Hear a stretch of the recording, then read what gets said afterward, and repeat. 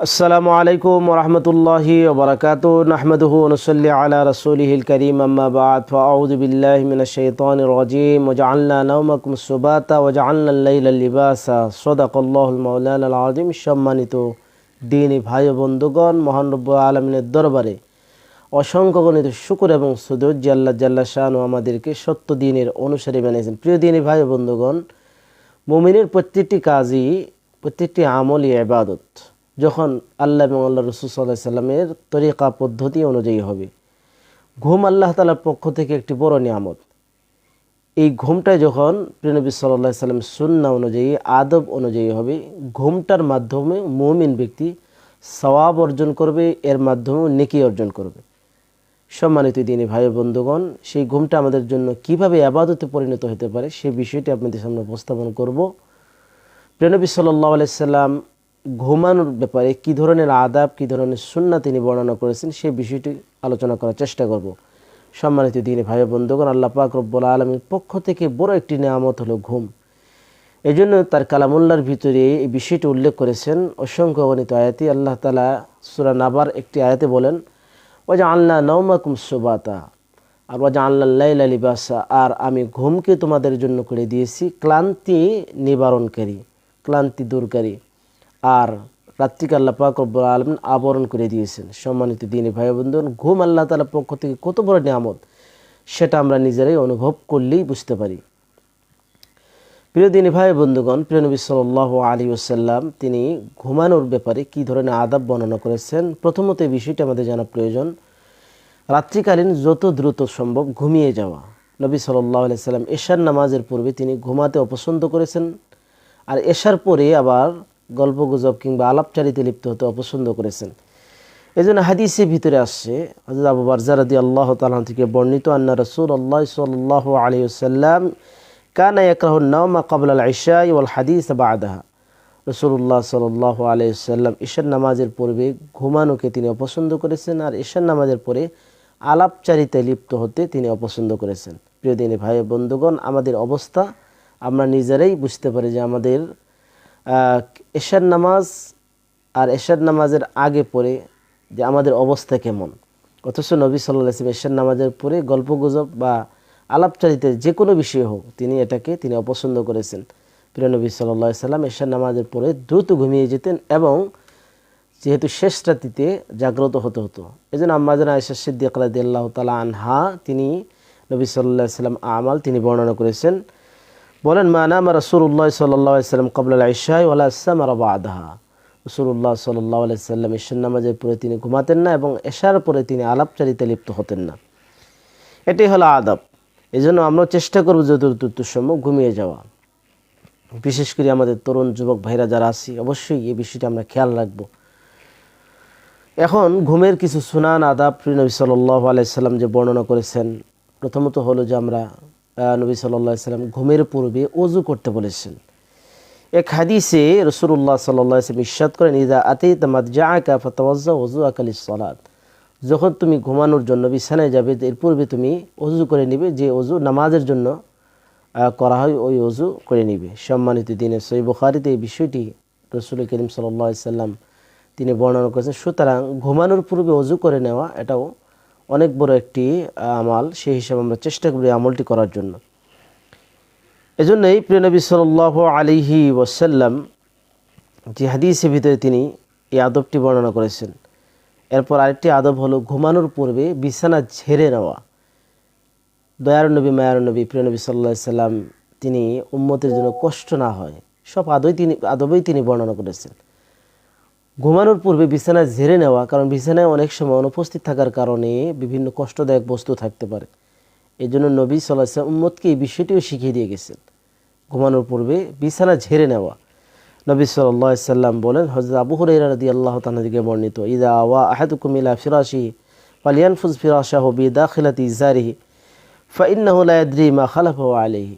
রাসূলুল্লাহ সাল্লাল্লাহু আলাইহি ওয়াসাল্লাম বলেন যে কোনো ব্যক্তি যখন বিছানায় যাবে ঘুমানোর জন্য, তখন সে তার লুঙ্গির ভিতর থেকে সে এটাকে পরিষ্কার করবে, ঝেড়ে ফেলবে, কারণ সে জানে না সেখানে তার অনুপস্থিতিতে কী ধরনের কষ্টদায়ক বস্তু রয়ে গেছে কিনা। এজন্য এই ঝাড়ু কিংবা কাপড় দ্বারা বিছানা ঝেড়ে নেওয়া। সম্মানিত দ্বীনি ভাই বন্ধুগণ, আরেকটি আদাব রাসূল করিম সাল্লাল্লাহু আলাইহি ওয়াসাল্লাম বর্ণনা করেছেন ঘুমের পূর্বে চুলা এবং মোমবাতি নিভিয়ে ফেলা। কারণ এর মাধ্যমে এই আগুনের চুলার আগুন কিংবা মোমবাতির আগুনে কোনো দুর্ঘটনা হইতে পারে।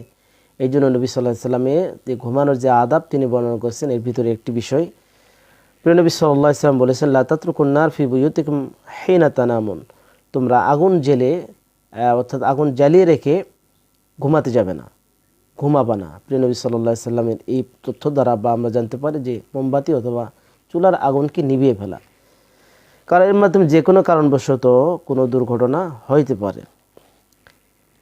এরপরে রাসূল করিম সাল্লাল্লাহু আলাইহি ওয়াসাল্লাম আরেকটু আরও আদব বলেছেন যে ঘুমানোর পূর্বে যে খাবারের যে পাত্রগুলো আছে, পানির যে মশগুলো আছে ঘরের ভিতরে, জগ গ্লাস কিংবা খাবারের যে বাসন আছে এগুলোকে প্রিয় নবী সাল্লাল্লাহু আলাইহি ওয়াসাল্লাম ঢেকে রাখতে বলেছেন।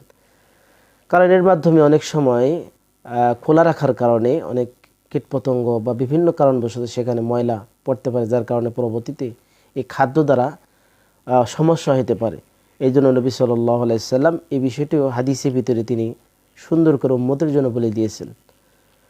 নবী সাল্লাল্লাহু আলাইহি ওয়াসাল্লাম বলেন গাত্তুল ইনা ওয়া আওকুস সিকা ফা ইন্না ফিস সানাতি লাইলাতান ইয়ানজিলু ফিহা ওয়া লা ইয়ামুরু বিইনাইন লাইসা আলাইহি গিতা আও সিকা লাইসা আলাইহি বিকা ইল্লা নাযালা ফিহি মিন যালিকাল ওবা। রাসূল করিম সাল্লাল্লাহু আলাইহি ওয়াসাল্লাম বলেন যে তোমাদের পাত্রগুলোকে ঢেকে রাখো এবং যে পানির পাত্রগুলো আছে এগুলোকে তোমরা বন্ধ করে রাখো, মশকে বন্ধ করে রাখো, জগ গ্লাস যেটাই বলেন এটা বন্ধ করে রাখা। রাসূলুল্লাহ সাল্লাল্লাহু আলাইহি ওয়াসাল্লাম বলেন যে বৎসরে একবার মহামারী অবতীর্ণ হয় আর এগুলোকে বন্ধ করে না রাখলে এর উপরেই এই মহামারী এসে যায়, যার কারণে এর মাধ্যমে উম্মতের ক্ষতিগ্রস্ত হয়। আর পাত্র মশক বা বাসন এগুলোকে বন্ধ করা পূর্বে বিসমিল্লাহ বলা। প্রিয় নবী সাল্লাল্লাহু আলাইহি ওয়াসাল্লাম বলেছেন আউকু কিরাবাকুম ওয়াজকুরু ইসমাল্লাহ, তোমাদের মশকগুলো আছে এগুলোকে আল্লাহর নাম নিয়ে বন্ধ করো বা বিসমিল্লাহ বলে। ওয়াখামিরু আনিয়াতাকুম ওয়াজকুরু ইসমাল্লাহ, আর তোমাদের পাত্রগুলো ঢেকে রাখবে বিসমিল্লাহ বলে। ওয়ালাউ আন তুরাদু আলাইহা শাইআন, যদিও কোনো কিছু না থাকে যে কোনো একটা জিনিস দিয়ে যে কোনো একটা বস্তু দিয়ে আড়াআড়িভাবে পাত্রগুলো ঢেকে রাখা। ওয়াতফিউ মাসাবিহাকুম, নবী সাল্লাল্লাহু আলাইহি ওয়াসাল্লাম ঘুমানোর উপর আরেকটি আদব বলেন যে বাতি নিভিয়ে দেওয়া। সম্মানিত দিনী ভাই বন্ধুগণ, এটাও শয্যা গ্রহণের পূর্বে আল্লাহ রাসূল সাল্লাল্লাহু আলাইহি ওয়াসাল্লাম সুন্নাহ, এর জন্য বাতিগুলো নিভিয়ে দেওয়া প্রয়োজনীয় ব্যতীত। প্রিয় নবী সাল্লাল্লাহু আলাইহি ওয়াসাল্লাম আরেকটি আদব বলেছেন সন্ধ্যা ঘনিয়ে আসার পূর্বে শিশুদেরকে, সন্ধ্যা যখন হবে তখন শিশুদেরকে বাইরে বের হতে না দেওয়া, শিশুদেরকে ঘরের ভিতরে আটকে রাখা। কারণ এই সময় সারা পৃথিবীতে জিন্নাতটা ছড়িয়ে পড়ে এরা বদনজর করে, যার কারণে শিশুদের অনেক কষ্ট হয়, শিশুরা ক্ষতিগ্রস্ত হয়। এই জন্য রাসূল করিম সাল্লাল্লাহু আলাইহি ওয়াসাল্লাম এক হাদিসে হযরত জাবির বিন আব্দুল্লাহ রাদিয়াল্লাহু তাআলা থেকে বর্ণিত হাদিস, রাসূলুল্লাহ সাল্লাল্লাহু আলাইহি ওয়াসাল্লাম বলেন ইযা কানা জুনহুল লাইলি আও আমসাইতুম ফাকুফু সিবিয়ানাকুম, যখন রাতে অন্ধকার এসে যায় এবং সন্ধ্যা ঘনিয়ে আসে, যখন সন্ধ্যা ঘনিয়ে আসে এবং যখন সন্ধ্যা হয় তখন তোমাদের সন্তানদেরকে, তোমাদের শিশুদেরকে আটকে রাখো ঘরের ভিতরে। বা ইন্না শাইতানা ইয়ান্তাশিরু হিনাইদিন, কারণ শয়তান ওই সময় সারা পৃথিবীতে ছড়িয়ে পড়ে। ফা ইযা যাহাবা সাআতা মিনাল লাইলি ফাখাল্লুম, আর যখন কিছুক্ষণ অতিবাহিত হয় রাত্রিকালে তখন ছেড়ে দাও, কোনো অসুবিধা নেই। কিন্তু এই সন্ধ্যাকালীনটা অতি গুরুত্বপূর্ণ। প্রত্যেকটা অভিভাবকের দায়িত্ব এবং কর্তব্য হলো সন্ধ্যাকালীন সময় অবশ্যই আমাদের সন্তানদেরকে ঘরের ভিতরে রাখবো, কোনোভাবেই বাইরে বের হতে দেব না। এই বিষয়টি অতীব গুরুত্বপূর্ণ প্রত্যেকটা অভিভাবকের জন্য। অনেক সময় আমাদের অভিভাবকদের তাদের না জানা থাকার কারণে আমরা নিজেদেরই সন্তানদেরকে বিপদের ভিতর ঠেলে দিই। এজন্যই প্রিয় নবী সাল্লাল্লাহু আলাইহি সাল্লাম আমাদেরকে কত সুন্দর করে দিয়ে এই বিষয়টি তিনি দিক নির্দেশনা দিয়েছেন, সন্তানদেরকে সন্ধ্যার সময় অবশ্যই বাড়ির ভিতর আটকে রাখা, আর কিছু রাত অতিবাহিত হওয়ার পরে তারপরে বের করা যেতে পারে, কোনো অসুবিধা নেই। আর তাদের উপরে হেফাজতের বিভিন্ন দোয়া পড়া। ঘুমানোর পূর্বে ঘর বাড়ির দরজা বিসমিল্লাহ বলে বন্ধ করা, আল্লাহ রাসূল সাল্লাল্লাহু আলাইহি ওয়াসাল্লাম এটাও একটা সুন্নাহ।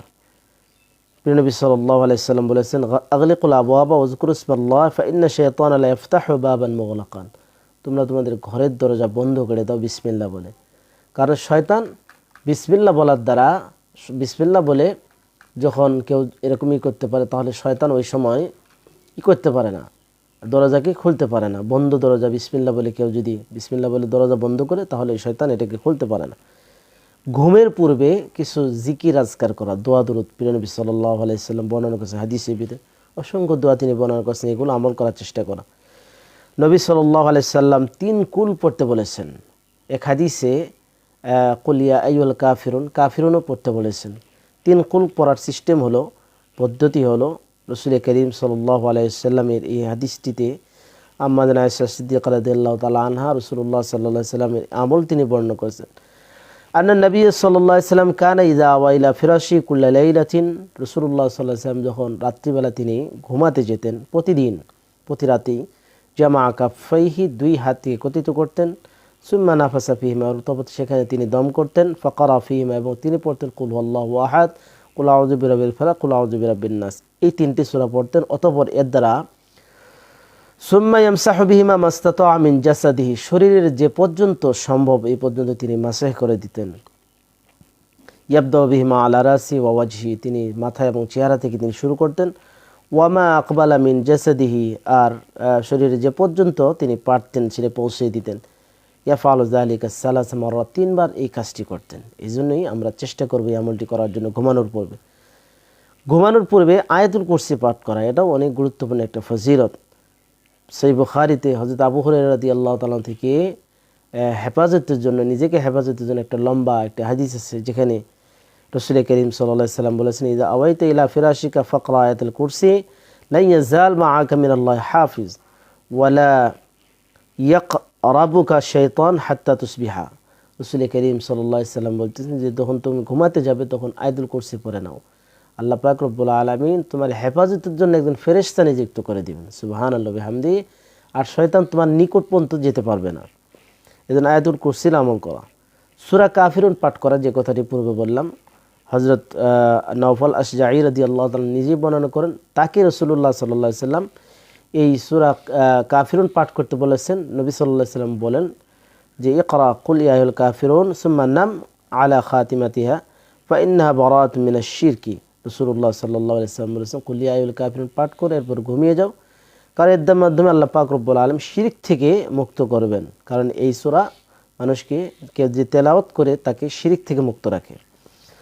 সূরা বাকারার শেষ 2 আয়াত পড়া, আবু মাসউদ রাদিয়াল্লাহু তাআলা থেকে বর্ণিত, মান ক্বারা বিল আতাইন মিন আখির সূরাতুল বাকারাতি ফি লাইলাতিন কাফাতাহু, কোন ব্যক্তি যদি সূরা বাকারার 2টি আয়াত তিলাওয়াত করে, শেষ 2 আয়াত, তার জন্য সেটাই তার জন্য যথেষ্ট হয়ে যাবে।